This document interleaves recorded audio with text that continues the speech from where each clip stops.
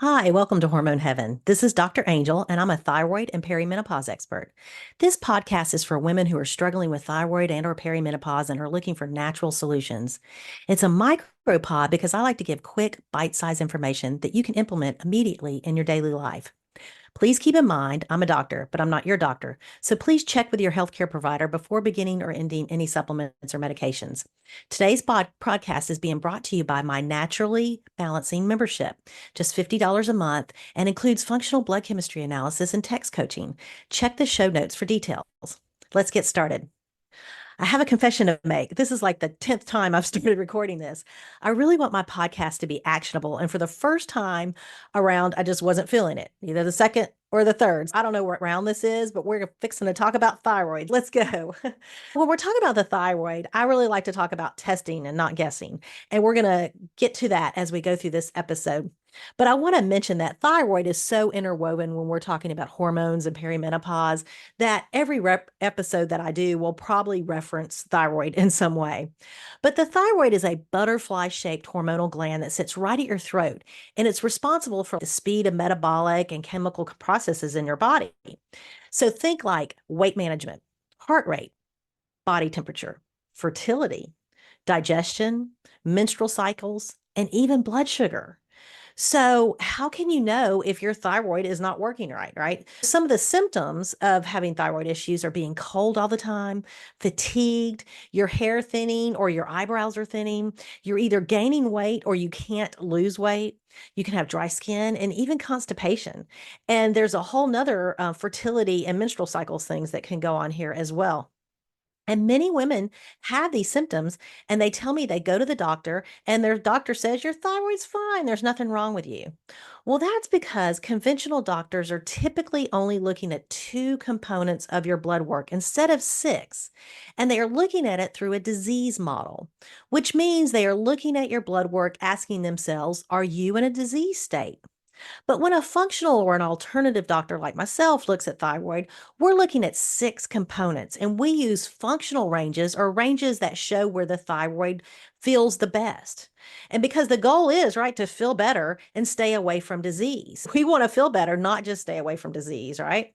If your conventional doctor looks at you and says you have thyroid issues, that is typically considered conventional hypothyroidism. If a functional or alternative doctor looks at you and says you are not in the optimal range, but you don't show disease, that is considered subclinical hypothyroidism. You don't feel good when you have subclinical hypothyroidism, but conventional doctors say you're fine because the numbers look good to them. This is where alternative medicine really can help. But by the way, 60% of females in the United States have subclinical hypothyroidism, and they don't even know it. They know they're having symptoms, but they don't know what's causing it because they've gone to the doctors and the doctors have said it's not your thyroid. Now, out of those 60% of the women, 90% of those women are estimated to have an autoimmune issue as well that's called Hashimoto's, along with that thyroid issue. So, this is why we need to be extremely educated about our thyroid since it affects so many women. I'd like to talk about the risk factors of getting it. Age is one. The older we are, the higher the risk. That's just the way it goes for that. Now, women definitely get it more than men, and women also get Hashimoto's. Now, more than men do. I just wanted to mention that. Women just are on the short end of the stick of both of this. Now, genetics definitely play a role. So, if you know someone in your family that's had thyroid issues, the odds are you will. The interesting thing about genetics when it comes to this is I have found that men a lot of times may be genetically inclined to it, but they don't show symptoms, but they'll pass it on. So, you may not think anyone in your family has thyroid issues, but what's really happening is they just didn't show any symptoms. Now, pregnancy is actually a risk factor because the thyroid is extremely susceptible to hormones changes. And anytime there's a big hormonal adjustment, for instance, pregnancy or perimenopause, then we're going to see the thyroid get out of balance. So these are big times that I have always seen this, particularly like 3 months after pregnancy. You know, if you had the baby, we'll really see this happen. And definitely during perimenopause for sure. Now, I mentioned testing in that you really want to test 6 components, and everybody's always asking me what those 6 components are. So I'm going to give those to you real quickly here. So if you want to pause and write them down so you have them, if not, you can get in the show notes and find a way to get a hold of me there, and I will send them to you. But it's free T3, free T4, reverse T3, TSH. That's usually the TSH is usually what your doctor will recommend, your conventional doctor. Thyroid peroxidase antibody, which goes by TPO, that is to check for any autoimmune issues. And then another autoimmune is thyroglobulin antibody, which goes by the name ATA. So free T3, free T4, reverse T3, TSH, TPO, and ATA. This is considered a comprehensive thyroid panel. Instead of just looking for disease, we are looking for optimal health when we're using this full panel here. Now, I will tell you, in the original iterations of this podcast, I was explaining what each of those components were, and it got so in the weeds that I decided that probably nobody cares about that. If you do care about that, please get in touch with me, and I will send you a sheet that talks all about them. But I know that you are looking for short, quick bites in this podcast, so I'm not going to get into the weeds of that. Now, I want to say that my personal recommendation is that all women start with a complete comprehensive panel at age 20. So comprehensive with all 6 of those thyroid components, and then do it every 5 years after that. Sooner if you're showing symptoms or you go through a major hormonal change like pregnancy or perimenopause.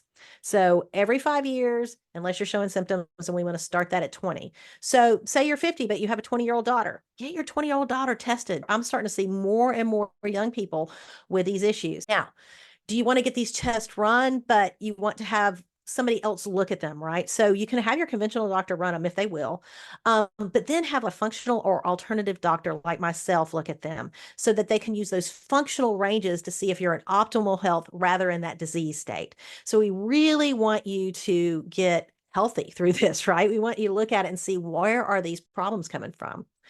As I've mentioned in past episodes, we know that cortisol is the stress hormone, and cortisol comes from the adrenal glands. The adrenals are right on top of the kidneys, just to remind you.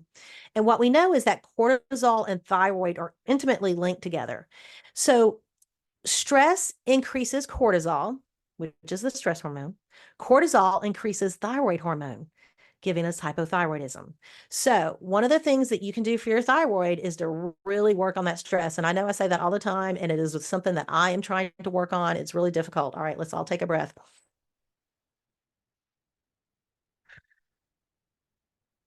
Okay, I try to do that every time I go to the bathroom. I know everybody thinks I'm crazy, but that's something we all do. So that's a way that we get the breath to go in. And I have had clients really tell me that that's helped them. So I hope that helps you too.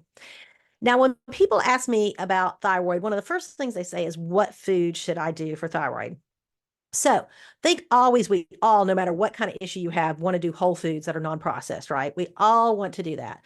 We want to think about what our ancestors have eaten. They would have eaten meat, fish, fruits, seasonal vegetables, and nuts and seeds. So I kept saying seasonal because they weren't eating all kinds of fruits, all kinds of vegetables, all times a year. They were eating what was in seasons. That's really good for us to do as well. We tend to not overeat as much when we eat in season. I know what they wouldn't have eaten. Our ancestors would not have eaten out of a window or food in a package. So we really need to look at that kind of thing. We really need to think about, can we cook more at home? What can we do more at home? Now, if you have Hashimoto's, which is that autoimmune component to the thyroid that we talked about, then that is an area that you really need to look at going gluten-free. Gluten actually is very comparable to our thyroid gland when you look at the molecules, and it actually will cause more Hashimoto's or more autoimmune issues. So that is something that I actually help my clients with. Whether or not you have Hashimoto's, we discuss nutrition, and I'm able to give you recipes and things like that in my program. Some other things around food you want to keep in mind is, for all thyroid, you may want to cook your cruciferous vegetables. Things like broccoli and cauliflower are considered cruciferous vegetables. You're going to want to cook those rather than eat them raw, because there's been research that shows raw cruciferous vegetables can actually interfere with thyroid function. Now, that's not all the time. Say you're out somewhere and, there's raw broccoli or raw cauliflower sitting there and, with a dip or something, and you want to have it. You can do that. It's just not something you want to do every day. It's something you want to be a little bit cautious about. Now, 2 other things that you want to be cautious about, and these are pretty easy, so these may be your actionable steps. are keeping your caffeine consumption to 16 ounces or less a day. That's 2 true cups of coffee. That is really helpful to keep that caffeine down, and reducing your sugar intake to less than 60 grams a day. Both of these have been shown really good to be helpful for the thyroid. So to wrap it up, the thyroid is something that all women should be aware of. We need to start testing, and it's extremely important that we test, and we need to start testing at age 20 and every 5 years after, unless there's a hormonal event like pregnancy or perimenopause. And maybe your actionable item today is to work on getting that sugar intake to less than 30 grams a day to optimize all those hormones, not just your thyroid. As a reminder, this podcast is brought to you by my Balancing Natural membership. Check it out in the show notes.